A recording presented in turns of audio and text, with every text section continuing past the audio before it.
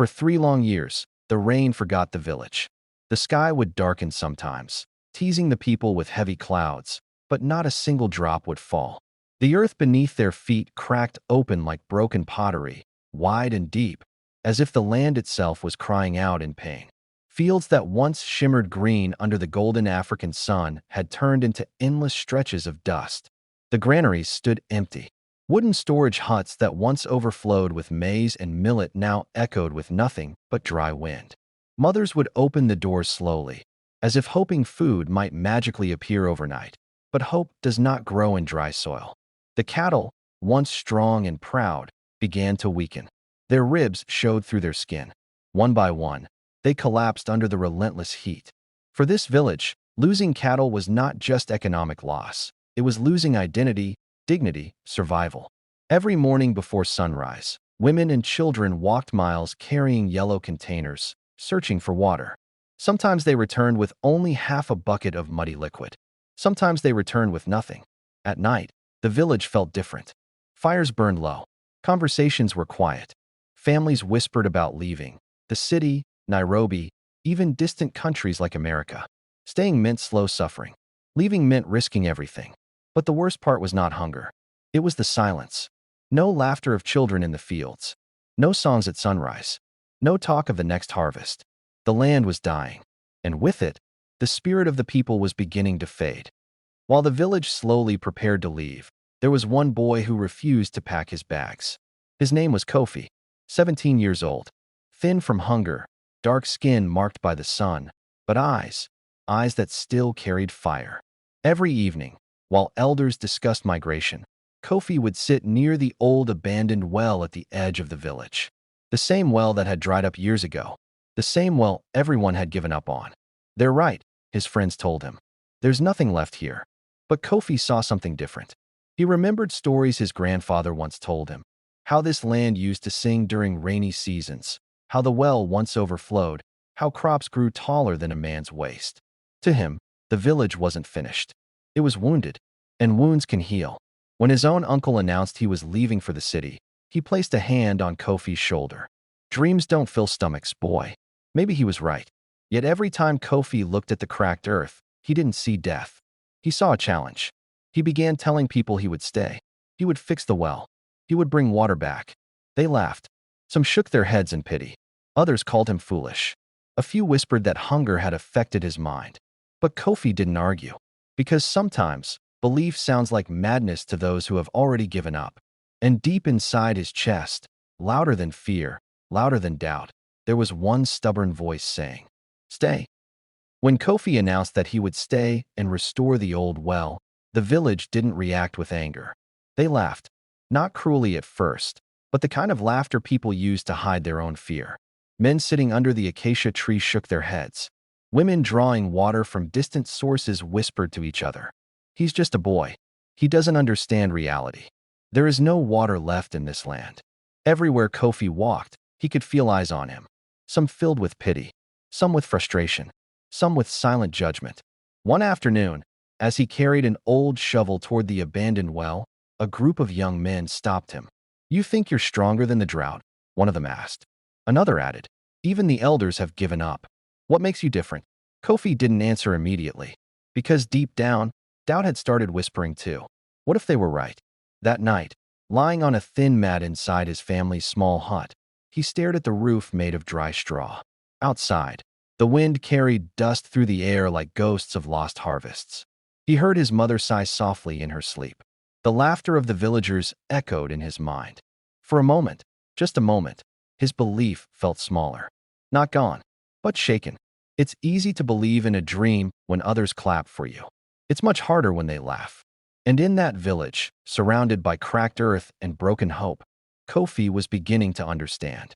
The real battle wasn't against the drought. It was against doubt. In a village full of doubt, there was only one person who never laughed at Kofi. His mother. She did not argue with the elders. She did not defend him loudly in public. She did not make speeches about hope. But every time someone mocked her son, her eyes changed.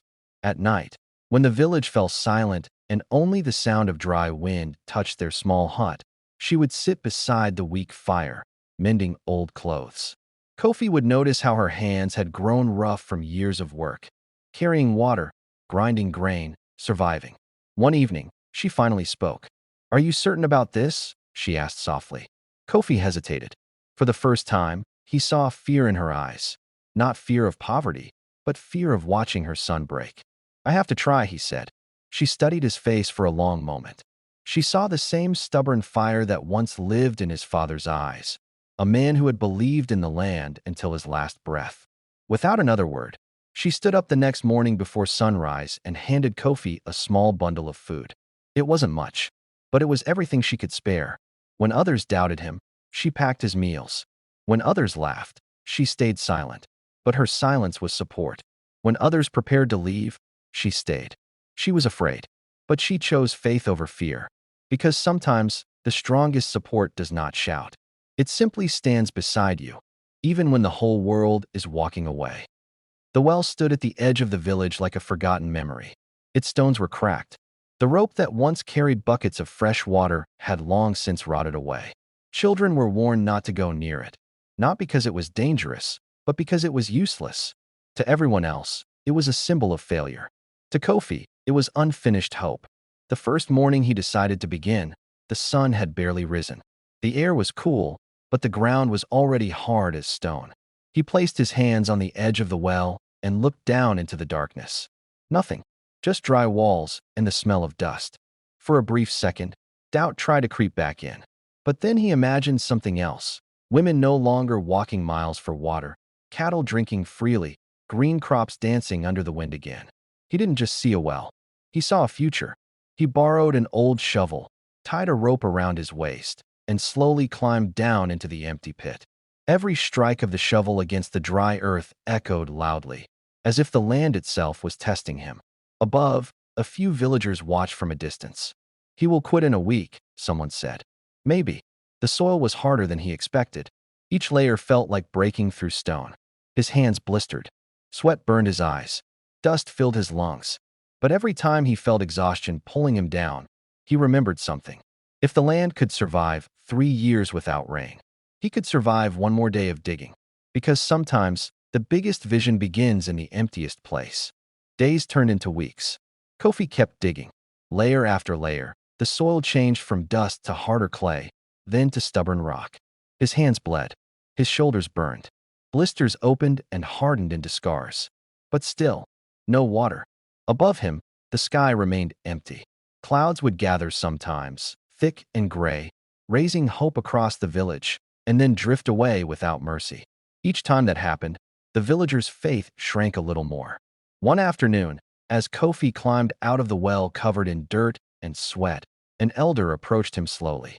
"You are fighting the sky," the old man said gently. "And no man wins against the sky." Kofi had no answer. Because that evening, even he began to wonder if he was losing. The well was deeper now, much deeper, but when he dropped a stone inside, it still hit dry ground with a hollow sound that echoed like failure. Food was running low at home. His mother looked thinner each day. The little bundle of meals she packed for him grew smaller. One night, a strong windstorm swept across the village. Dust filled the air. For a moment, Kofi thought rain would finally come. It didn't. The storm passed, leaving the land just as thirsty as before. Standing beside the well in the dark, staring at the silent sky, Kofi felt something he hadn't allowed himself to feel until now. Exhaustion, not of the body, but of hope. And for the first time since he started digging, he wondered if effort alone was enough. That night, the village was quieter than usual. Even the wind seemed to pause, as if holding its breath, waiting for something to happen. Kofi sat alone on the edge of the well. His shovel lay beside him, its wooden handle splintered from days of relentless digging. He stared down into the darkness, into the hollow pit that had swallowed so many hours, so much sweat, so many dreams. For the first time, doubt screamed louder than his stubbornness. Maybe they were right, he whispered to the silent night. Maybe this is useless. Maybe I am foolish. The memory of his friends laughing, of the elders shaking their heads, of the hot, unyielding sky, it all pressed down on him. He could feel exhaustion gnawing at his bones. His hands, raw and bleeding, seemed useless. His body felt weak. Even his mother's quiet support could not reach him now. He remembered the whispers of families leaving the village, traveling miles, risking cities, risking everything just to escape the drought. The thought burned in his chest. What if he was clinging to a dream that was already dead? He leaned back, closed his eyes, and let himself imagine leaving. Walking away, seeing the village from a distance, free from responsibility, free from failure. And in that quiet, a single tear ran down his dusty cheek. But then, in the stillness of the night, Kofi heard something faint. Not wind, not animals. A small, almost imperceptible sound, the faint drip of water. It was distant, tiny, barely more than a whisper. Yet it was enough. Enough to remind him why he had started. Enough to make him believe that the night, no matter how dark, does not last forever. Even in breaking, even in doubt, sometimes the smallest hope can pull you back. Started as a whisper, a tiny trickle of water deep in the well. Kofi was halfway down, exhausted, covered in dust and sweat, when he heard it. At first, he thought it was a dream. The wind? A rat? Something his tired mind imagined. But then he listened harder. Drip, drip, drip. His heart skipped. He froze, every muscle trembling. He dropped his shovel and cupped his hands. Muddy water. A small, humble drop. But it was water. Real water. Life itself. For a moment, he simply sat there, staring, letting the sound fill the silence. The desert sky above the village still burned orange from the fading sun, but below, in that hollow pit, hope stirred. He shouted, a raw, guttural cry that carried through the village. Water! Water! Villagers rushed, skepticism on their faces. Some laughed nervously, afraid it was another fool's dream. But when they peered into the well, their jaws fell. Water! Clear enough to drink. Enough to keep trying. Enough to believe. Kofi didn't stop. He dug faster now, every strike fueled by the rhythm of possibility. He felt the pulse of the land under his hands, as if the earth itself was cheering him on. The well, once a symbol of failure, was now a heartbeat, a promise. That night, under a sky heavy with stars, Kofi climbed out, soaked in sweat and dirt, but smiling. The villagers, silent, looked at him differently, not with laughter, not with doubt, with wonder. Sometimes, a single drop is all it takes to awaken an entire village. Sometimes, hope is hidden deep, waiting for someone brave enough to reach it. By the next morning, the news had spread through the village like wildfire. Water had returned to the old well. Just a trickle at first, but enough to inspire belief. Families began to emerge from their small huts, carrying empty containers, hesitant but hopeful. Children ran ahead, laughing, their voices echoing across the cracked earth for the first time in years. Elders watched quietly, their skepticism replaced by awe. Some could not believe their eyes. The boy they had laughed at, called foolish and doubted, had done what they thought impossible. Kofi stood at the edge of the well, dirt smeared across his face, hands raw and blistered, yet proud. He watched as villagers drew water for the first time in years. The sound of flowing water was like music, soft but triumphant. The cows, hungry and thirsty, drank from the well.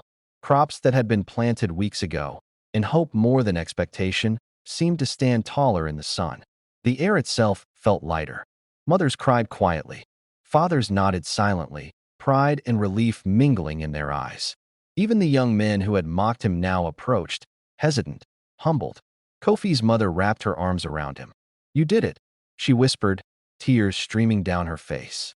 He smiled, not because he had won the battle alone, but because he had reminded everyone of something they had forgotten: resilience, faith, and the power of one person refusing to give up. The village that had once considered leaving was returning, not just physically, but in spirit. Hope flowed as freely as the water from the well. For the first time in years, the horizon seemed alive again. Sometimes, it takes one stubborn heart to remind an entire community that life, even in the driest land, can begin anew. The well was full. The village was alive again. Crops swayed gently in the wind. Children laughed freely, and water flowed where it had long been absent. But Kofi knew this was not the real victory. The real victory was not the water, not the green fields, not the returning cattle, not even the astonished eyes of the villagers. The real victory was belief. Belief that one person can make a difference. Belief that hope can exist even when all seems lost. Belief that persistence, courage, and faith can awaken life where despair once ruled. He remembered the nights of exhaustion, the scorching sun, the laughter and doubt, the stormless skies, the tears of almost giving up. Every strike of the shovel had been a battle, not against the earth alone, but against fear, against despair, against the voices that told him he was foolish. And he had won. The villagers no longer saw just a boy. They saw possibility. They saw that staying, fighting, and believing could restore what seemed impossible. They saw that sometimes leaving is not the answer. Sometimes staying and refusing to surrender is the most courageous act of all. Kofi's mother held his face in her hands, proud and silent. The elders nodded quietly, humbled. Children ran around the well, splashing water, laughter filling the air. The land had returned. The village had returned. And the heart that never gave up had returned something far greater: faith in the impossible. The lesson was clear, whispered by the wind across the savannah, carried by the flow of water, written in every green shoot of grass. Success is not always about escaping hardship. Sometimes it is about staying, fighting, and believing when no one else does. And in that truth, the boy, the village, and the land all truly triumphed.